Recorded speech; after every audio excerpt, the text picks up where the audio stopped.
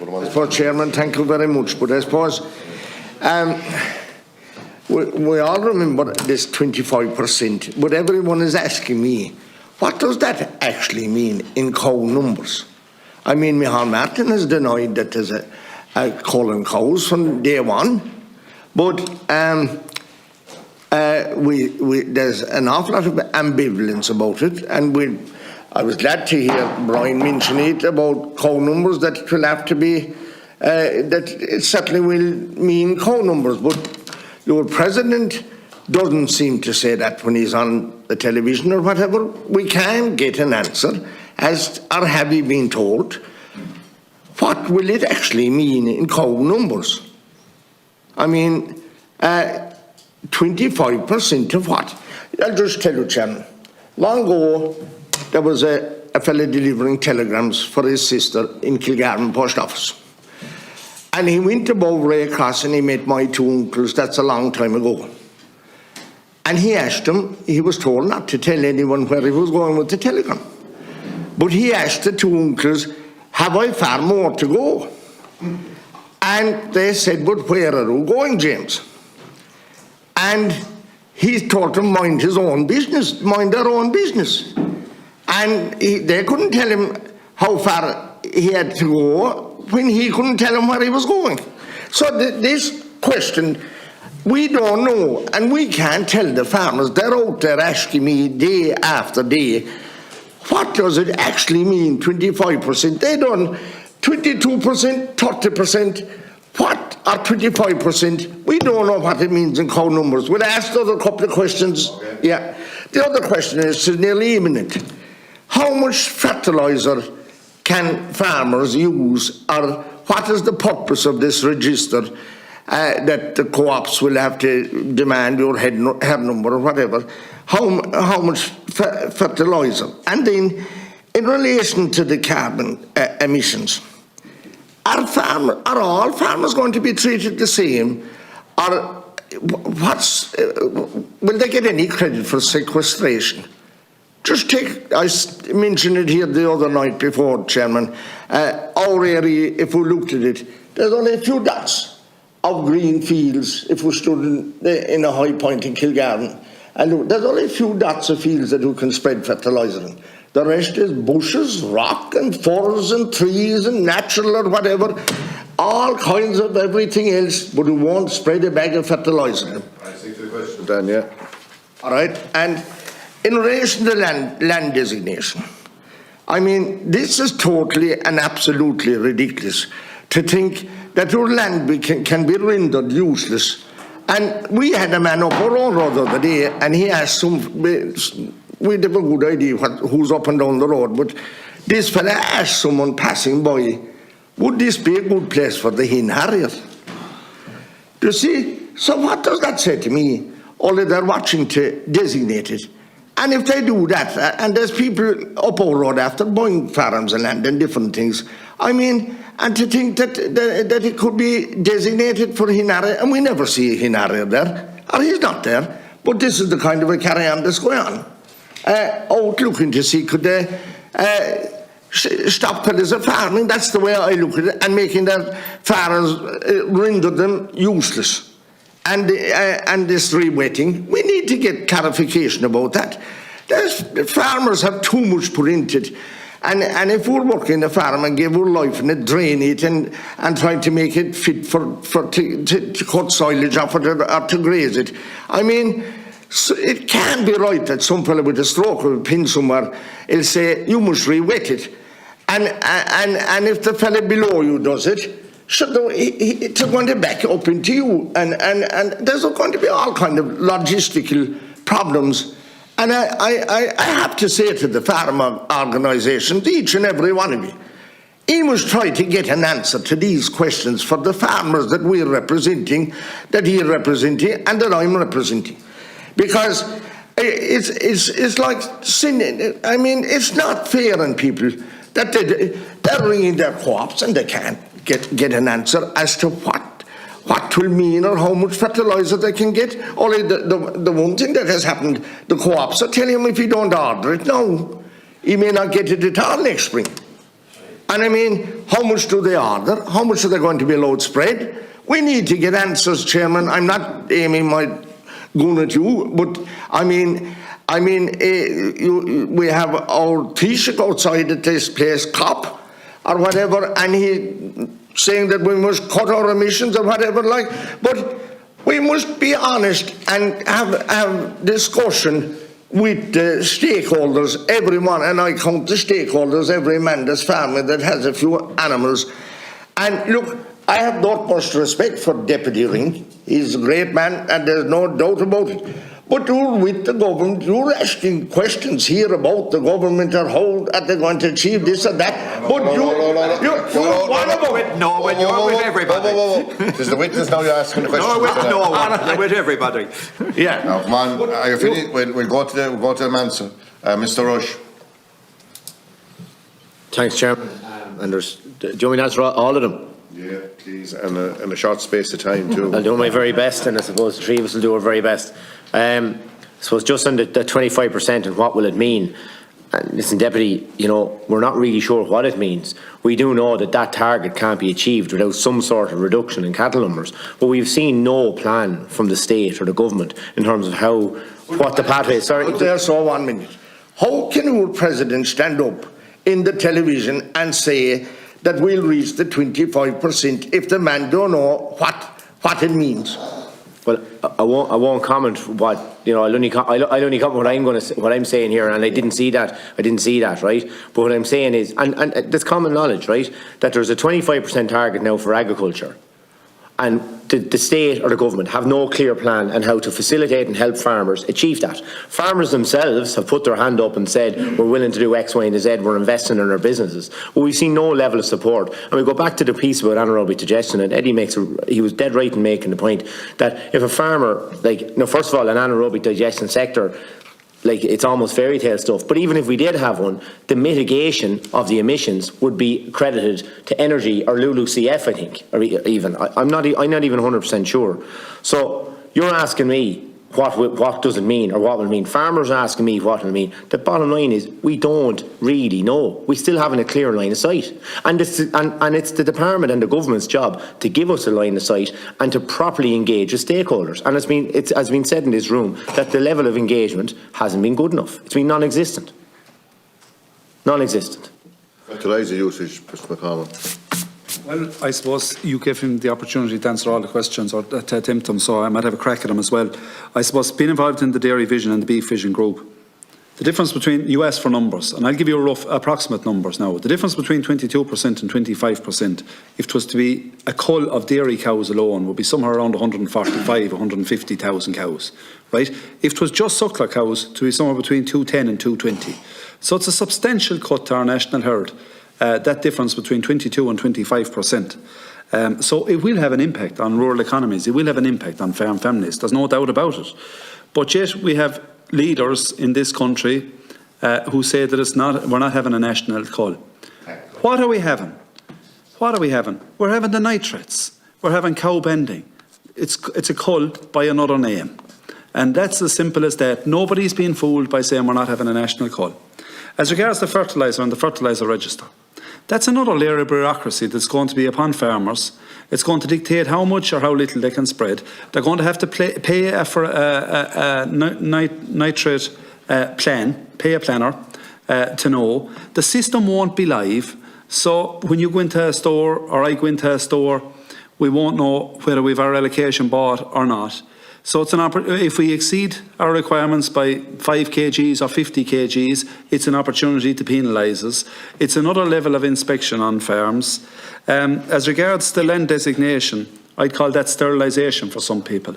They found themselves not in a position to be able to farm the land and make an honest living, not in a position to be able to sell it. The banks don't want to use it as collateral so they can purchase land somewhere else to go about their business.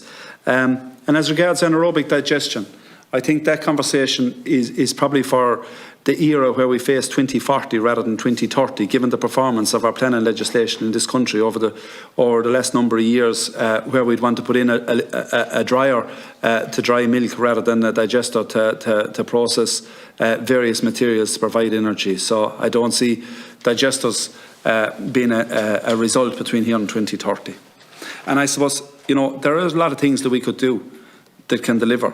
But the inventory is hugely frustrating for our sector because, as Eddie said, plant a tree, it goes to land usage.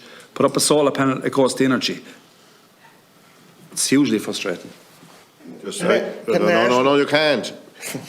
I cut Brian short there, Mr. Biggins wanted to say something, and then I go. We have to let him tag us after this, lads, and we're an hour over time. So, thanks, Chair. Just on designations, I mean, the people, the land is designated at the minute. People, I mean, we saw it earlier. We heard comments on it earlier that there, you know, there's no way people in the likes of the Healy-Rae area and the Burden, they can get into the new acre scheme, but they're not getting, like they're in Gloss, they were getting a Gloss payment and a payment for a Healy-Rae payment, or in the Burden. Their payment has been brought back, some of them from 16,000 down to a maximum of 10,500.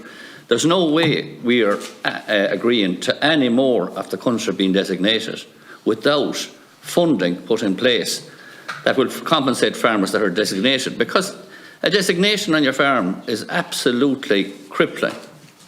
It's crippling. You can't do, you're not allowed farm the way you should be allowed farm. And if there's someone, you know, has a hold over you, and if it's for the good of the environment, or there has got to be compensation for it, and there can be no more designations without proper negotiation and compensation. That'd be our view on it, very much so. On the re-wetting, Chairman, look at it's something we'd be totally opposed to. Like, there's vast areas of the country that are very, very productive, that are you know, people think of re-wetting that it's bogs. It's not at all. It's the finest and productive land in every county in the country, and there are dairy farmers that are, you know, top of the tier as regards production. Okay. On drained peat soil, but they cannot be allowed to be re-wetted. Okay, Mr. Pott, I said. Just to follow on from what I said in response to Deputy Ring, there has been complete lack of engagement with the stakeholders who are expected to implement this.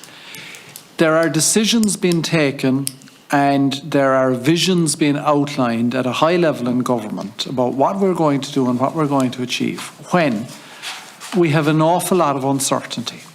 We don't know precisely how much methane is being emitted by cows in terms of grazing, for example. Teagasc think that it's been overestimated.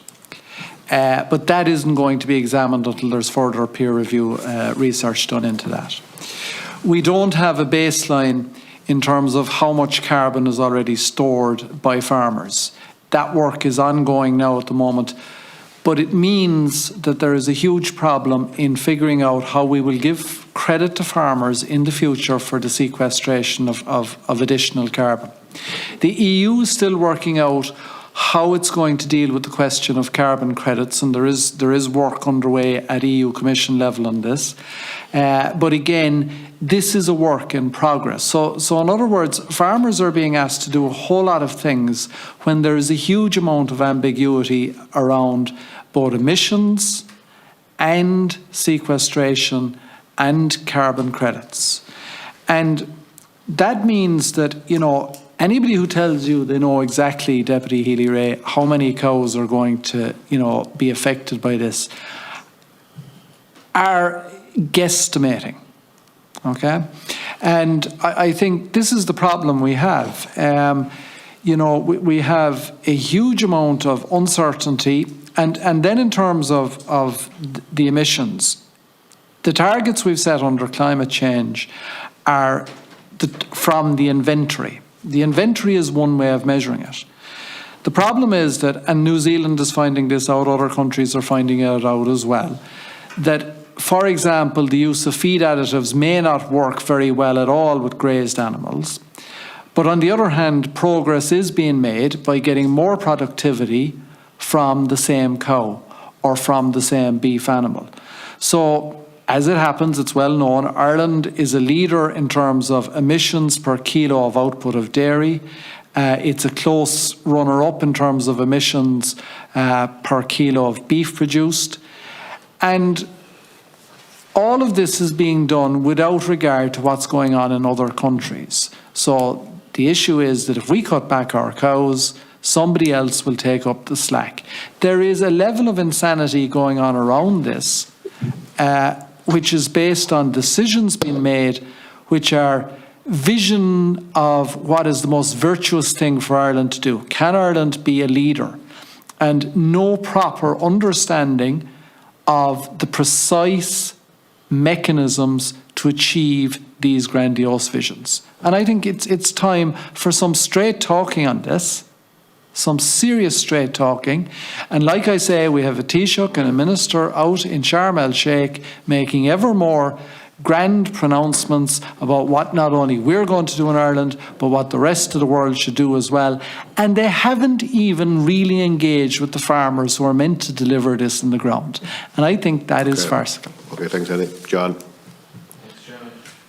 And in the interest of fairness, I think Liam wanted to bring a couple of points to Deputy Ring before we went for the break, so just a couple of points, but it won't take very long. On Deputy Healy-Rae's question in terms of numbers, and similar to what Eddie had said, there is no actual concrete figure out there to say each farmer is going to have to cut by 10 cows or 10 head of cattle or 4 cattle, because the science is just not there to tell us what each farmer is going to have to do individually. The KPMG report, which was commissioned last year and provided, and I know that the Taoiseach made some comments about it, had it estimated that a 25% reduction was going to be somewhere in the region of 400,000 head of cattle would have to be culled to meet that target.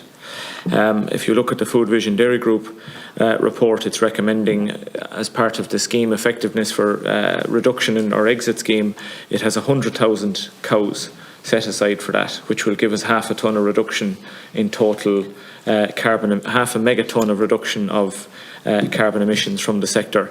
But the multiplier effect from that is every dairy cow has about 1.9 equivalent livestock units on farm. So you're still talking about 300,000 animals for that sector alone. And from the recommendations within the beef one as well, there is a recommendation there for reduction also, which figures yet have to be finalised in terms of what that recommendation is going to be. In terms of where we are in sequestration and what credit farmers may or may not get for sequestration, we have no measurement or benchmark for that either on a wide scale for farmers at the moment either.